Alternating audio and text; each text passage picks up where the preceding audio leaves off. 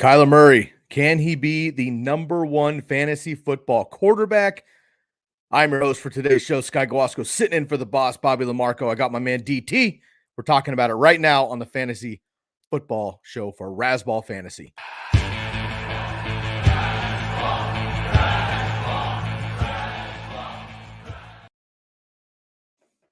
What up, everybody? I'm your host, Sky Guasco, back in the hot seat for my man, Bobby Lamarco. I'm so blessed that he gives me the opportunity to step in for him when he has some time off. So very excited to be back in the hot seat. Of course, I got my man DT with me again. DonkeyTeeth, we'll bring him in just 1 second. We'll be talking about some ranking disputes and comparisons between DT and myself, not just the top 12. We've gone through the top 12. We're going to dig a little bit deeper because super flex leagues are having 2, 3, 4 quarterbacks sometimes on their roster. And let's face it, sometimes the top dogs go down. You need a replacement. You need that waiver wire. So we're going to talk about some lower end guys that don't get as much love. So we're very excited about that. Without any further ado, let's bring in DT. It's good to see you again, buddy. How are you feeling? DonkeyTeeth, you can find him on Twitter at DonkeyTeeth87. Always a blessing to have you back on the show, my man. How are you feeling? What's up, Sky? Thanks for the great intro. I'm very excited to talk about fantasy football. We got the Razzball underway this week. Today, I guess, is the fourth day officially. I'm also excited to talk to you about how our teams are going. Mostly my team. I really want to talk about my team.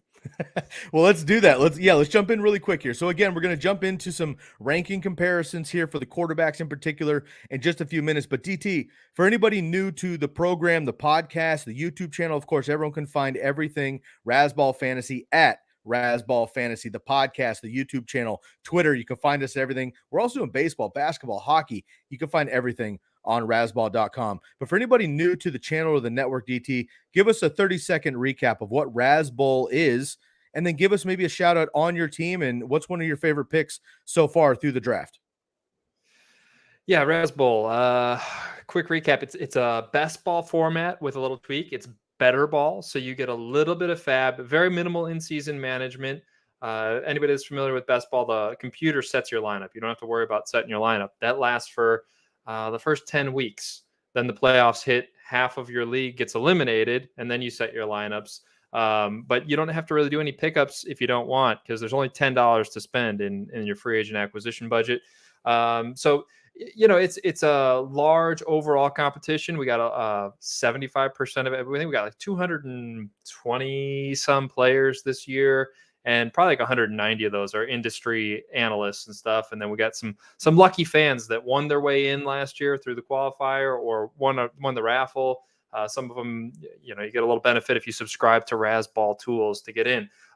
So yeah, actually, Sky, you know, I put a little thing in because I'm getting used to this StreamYard stuff here. Nice. There's my team. Look at that. I love it. I love it. I'm blocking us a little bit here, but No yeah, we're only through 9 rounds here. So let me tell you, I set my thing on auto. I had the first pick. I lucked into the first pick. Had a busy day. I set my thing on auto, and it never picked. I'm the first one in the draft. I time out. The creator of the Razzball times out with the first overall pick. Such a bad look. But fortunately, the people in my league saw that it said I was on auto. It just wasn't picking for me. So a little bit off the hook there. But yeah, I like I think my favorite pick here is probably Mike Williams. I'm so high on Mike Williams this year, and I got him in the 4th round. I love my whole team. You know, I'm huge on Jonathan Taylor. We're going to talk about where I've got Mahomes, but I snagged him as the 3rd quarterback off the board. Spoiler alert, he's my number 1 QB. But I really like this team. Of course, it's still only in the 9th round, so there's some time to go. I love it. Three starting running backs there. Patrick Mahomes, who of course could end up in number 1 there, and some top wide receivers as well. We're through 15 rounds in our league, so we're cruising right along. I'm pretty stoked on my team as well there. Yeah, there's probably some that are finishing up. Absolutely. Yeah. Well, there's a handful too that we're cruising, and we had a couple auto draft situations, snafus in our league too. And I just think maybe it's the network. We'll see what happens.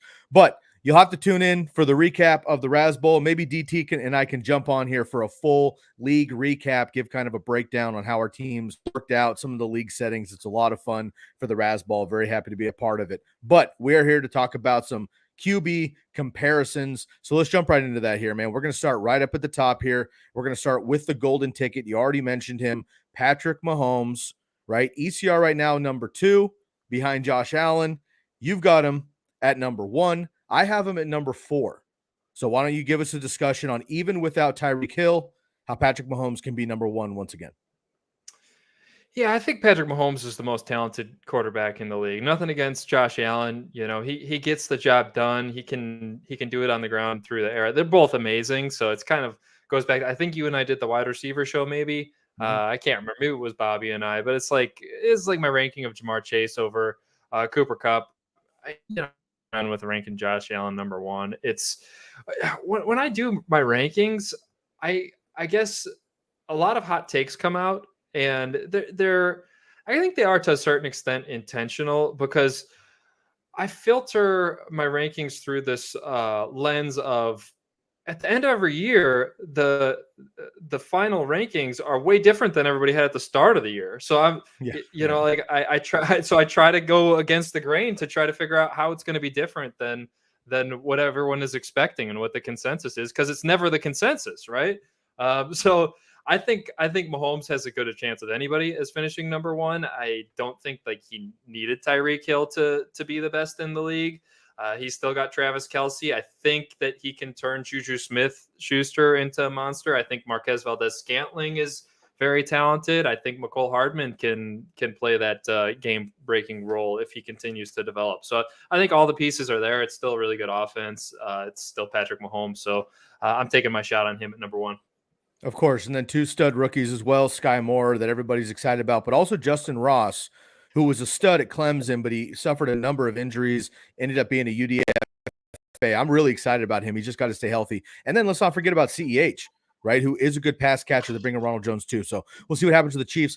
I just think that the Tyreek Hill miss is going to be a little bit more of a factor in year 1. So I have him underneath some of the bigger guns. Let's move down the list here. We'll talk about Lamar Jackson. I've got Lamar Jackson at number 3, right ahead of Patrick Mahomes. You've got him at number 7. ECR's got him around number 5, number 6. So you're a little bit down on Lamar Jackson. Yeah, and I don't want to say it's necessarily that I don't like Lamar Jackson. I do. It's more that I like these other guys more than him, and he has lost really his best weapon in Marquise Brown. I do like Rashad Bateman. And I love his ability to make things happen on the ground too. And I really do like mobile quarterbacks. So it's more a reflection of liking the other guys a little bit more than Lamar. Quarterback rankings are tough because there's so many good ones. Like I like all these guys. I would draft Lamar Jackson if he fell to the right spot and the 6 that I have ahead of him were gone, and it made sense for my team, and the opportunity cost made sense. Like there wasn't a running back or wide receiver that I really wanted with that pick, kind of a thing. But yeah, I just like these guys slightly more, but it's not necessarily a full knock on Lamar. Very deep position. Of course, he is one of the few guys who could throw for 4,000 yards. We've already seen him run for 1,000 yards twice. He could have 30 passing touchdowns, 10 rushing touchdowns, 5,000 total yards and 40 touchdowns. Could bring him into number 1, in my opinion, but we'll see what happens with Marquise Brown moving on. Rashad Bateman, we got to see proven, and of course, that run game coming back. So we'll see what happens with Lamar Jackson, but I think there's going to be a bounce back coming. Let's talk about Tua Tagovailoa. You have him at number 12. ECR's got him a little bit lower, about 15, 16. I've got him at 19, 20. We just talked about Tyreek Hill, I think, being a factor leaving the Chiefs, but maybe therefore he will be a factor added to the Dolphins. Obviously, they also have, of course, Jalen Waddle, bring out Mike Gesicki, good run game. Dolphins should be quality. I just don't know that I trust Tua. You obviously do in your top 12. Yeah, you're breaking up a little bit over there, Sky. I heard most of what you said, though. Tua, I'm huge on, and I kind of went over this in the wide receiver segment of the ranking shows here. I love Jalen Waddle, and I think the addition of Tyreek Hill really helps him. I think it was you and I that were talking about this. I would take Jalen Waddle over Tyreek Hill this year. I'm that high on him. And I think Tua takes a huge leap forward. Like Mike Gesicki, just all of the pieces are there. This seems like one of those dream scenarios where things are aligning. Tua's coming into his prime here. He's got all the weapons around him. The offense is maturing. I think that the stars have aligned, and we see a big year. And he's one of those guys that I wouldn't be surprised if he just goes off and ends up being that league-winning quarterback pick this year that you can get later in your draft. Wow, that bold. I like it. And obviously, if the tools come around and those guys come in, that could be massive for Tua. Next guy on the list here, Geno Smith, Seattle Seahawks, played pretty well in 5 games without Russell Wilson last year. You've got him at 19. I have him close to 30, almost not even in my top 32, but I do have him ahead of Drew Lock. Geno Smith at number 19. Explain yourself. Yes, sir, teacher. I knew I was going to have some explaining to do here. Geno Smith, yeah, I talked about it in my absurdly high ranking of DK Metcalf. He looked really good to me last year, and I think that I should frame this up by saying, once you get to a certain spot in these rankings, and I don't know if it's my internet that's freezing up here or what's going on here, but I can't even pull them up. But I think you got me. I think it's around 17 or 18 in the rankings where it just becomes one huge tier to me. Sure. And, all the weapons are still there for Geno. He's got DK Metcalf. He's got that coaching staff that seems to get it done every year. Pete Carroll, he's a winner. He'll get that team in shape. And I think the concern here, of course, is that Geno Smith doesn't even end up being the quarterback. That's the big risk here. So obviously I'm baking into my rankings that he is the quarterback. But here my rankings popped up. Yeah, I think it's right around this Geno Smith area. Probably 18, I've got Trevor Lawrence. 17, I've got Jameis Winston. I think that's right around the area where it just becomes one massive tier of, like, I'll take any of these guys and I'm not going to be very attached to them. Of course, unless it's a 2-quarterback league or a super flex league. But yeah, he's DK Metcalf is like my favorite wide receiver. We know Tyler Lockett's very talented when he's on the field. So all the pieces are there for him to be a very solid QB2 in a 2 QB league or super flex league. I'm not expecting him to be a top 12 quarterback or anything like that, but maybe a streaming option. I agree. The weapons are absolutely there. I love DK Metcalf as well. Obviously, Tyler Lockett's been perennial. I don't know that I trust the Seahawks at this point. I think Russell Wilson kept that team together more than he gets credit for. Everybody respects Russell Wilson, but I think he did more in that system than he gets credit for. So we'll see what happens with Seattle. All right, let's move on to the next player here. It's going to be number 23 quarterback on your list, Mitch Trubisky. Trubisky getting the start for the Steelers in the first preseason game. That's a great start for Mitch, but a lot of people expect Kenny Pickett eventually to take over. You and I talked about this early in the summer, right after the draft. We talked to Kenny Pickett at length and then kind of threw a bone to Mitch Trubisky a little bit. You've got him at number 23. He does have rushing upside. He surprisingly was QB6 for the Bears back in the day, so he can get it done. But do you trust him in a new system here with a rookie on his tails? I think saying I trust him would be an overstatement. But yeah, we did talk about this. I am higher than probably everybody on Mitch Trubisky in this offense. It's more a reflection of the again, like I said with Pete Carroll and the Seahawks, that coaching staff. Like, I think that's a huge piece to the puzzle with quarterbacks. And again, we're ranking him here in this massive tier.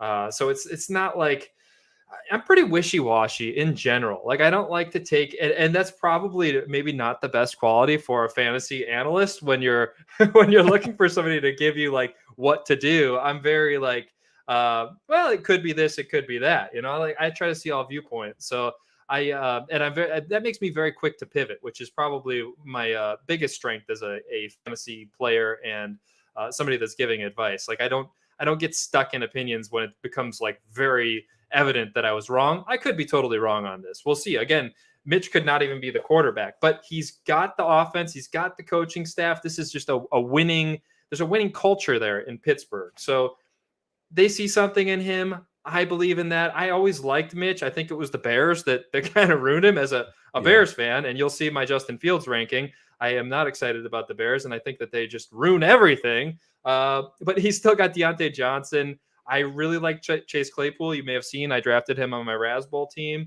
and I love George Pickens. So what's not to like? And Najee Harris. I mean, he's got everything here. The only thing he doesn't have is a great offensive line, but hopefully it's a little bit better than last year. And I think he can easily be a very solid QB2 for people in 2 QB leagues or super flex leagues. And of course, a very impressive second-year tight end, and Pat Freiermuth as well. And as you mentioned, a stud running back who led the NFL in running back targets, 94 targets for Najee Harris. So great dump down there. Let's go from an ex-Bear to a current Bear. You already mentioned you are a Bears fan. We see the sweetness behind you there with the Walter Payton jersey. You have Justin Fields at QB 28 right now. ECR has him at 17. If you go to our Razzball tool on razzball.com, which we highly recommend you use, the ADP tool is fabulous, very customizable per position. It's also with ECR at QB 17. DT, you're 11 spots lower. What's going on with Justin Fields? Yeah, so it doesn't feel like I'm personally that much lower on Justin Fields. Like, I like him. I really do like Justin Fields. I think tons of potential there. I hope that I'm wrong. I hope that the Bears are better than I expect them to be this year. It could be just one of those, like, us Bears fans, we're just like totally warped at this point, and we expect our QBs to be horrible. And I'm not going to set myself up for disappointment again. I've fallen for it too many times, but it's a really lack of options there when you're looking at a top 3 wide receiver core of Darnell Mooney, who, I like Darnell Mooney. Then you got Equinemius St. Brown and Byron Pringle as the 2 next best. It's like, it's just hard for me to buy into this being an offense that is going to produce any sort of fantasy viable asset really at all, other than maybe David Montgomery. Yeah, it's fair. I looked to the Eagles last year with Jalen Hurts, similar situation. Not great weapons all around last year, but he had the rushing ability, threw a few touchdowns, QB 9, 10, 11, 12, depending on settings. So I think that Justin Fields can overcome the obstacles potentially, but I am worried about that offensive line. The Eagles have a very good offensive line, so we'll see what happens there. DT, before we get out of here, we've mentioned, Patrick Mahomes, Lamar Jackson. We talked about Tua Tagovailoa, Geno Smith, Justin Fields. There's obviously, 27 other quarterbacks to talk about. Are there maybe 1 or 2 others, top dogs, middle of the pack, somebody you feel you're higher or lower, and in general, somebody you want to just give a shout out to must draft or maybe completely fade? Any other quarterbacks you want to talk about quickly before we get out of here?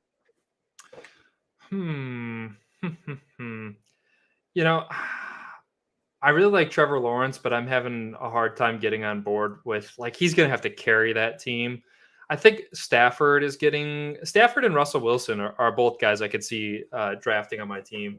I think Russell Wilson's going to come into Denver with that kind of chip on his shoulder, prove it mentality. And you never want to bet against a player like Russell Wilson in that kind of scenario. And then Stafford, I mean, coming off the Super Bowl, he lost Robert Woods, but he added Allen Robinson. I mean, him and Cooper Kupp are just clicking on all cylinders. There's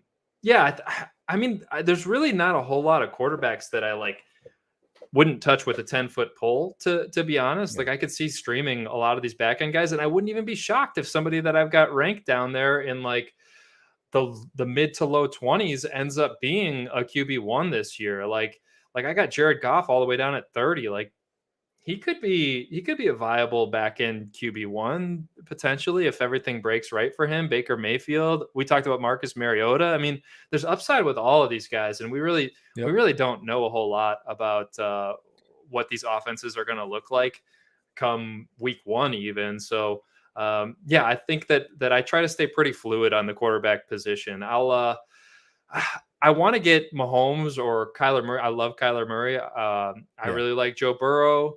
I really like Jalen Hurts. I really like Russell Wilson. So I do kind of want to get one of those guys, but it's more of a, like, I don't want to reach. We'll see what falls into my lap, and we'll see how my team kind of develops and go from there. That makes sense? Absolutely. And at the top, I had asked the question kind of, can Kyler Murray be the number one quarterback?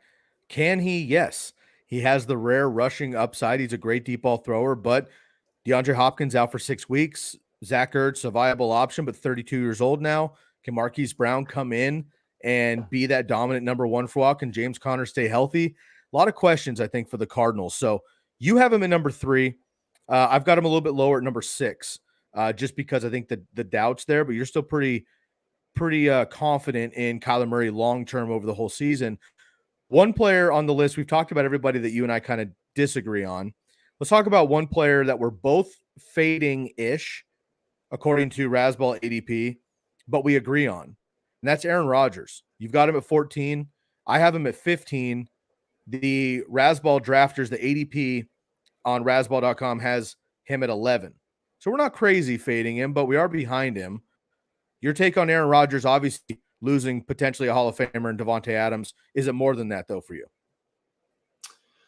Not really. No, I guess more than that in the sense that, yeah, he's got a skeleton crew of receivers there in Green Bay now. Yeah, I think that losing Devontae Adams is massive. And again, there wouldn't be a surprise if he did Aaron Rodgers stuff and turned these guys into monsters, but I'm not going to bet on it. Yeah, I agree. And then he's kind of, Alan Lazard, and then relying on 2 rookies. Christian Watson's hurt right now. Romeo Dobbs has looked great, but again, a rookie. So we'll see what happens with Aaron Rodgers. All right, y'all. That is a quick QB comparison. We'll be back with more episodes. The boss, Bobby Lamarco, will be back. He just stepped aside today. So I'm your host, Sky Guasco today. You can find me on Twitter at Sky Guasco, SkyGuasco. You can find DonkeyTeeth on Twitter as well. DonkeyTeeth87.